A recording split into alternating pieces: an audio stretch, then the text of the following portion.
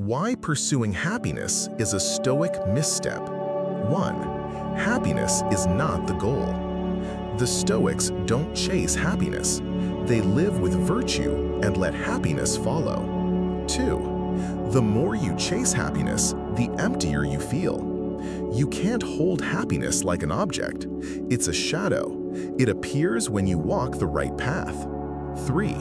Happiness is the reward of virtue.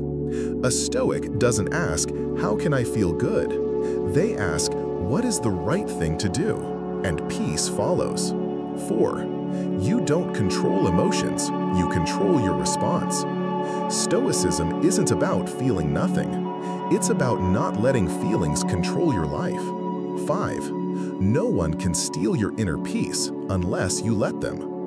The world can be chaos, but your mind can still be calm if you choose it.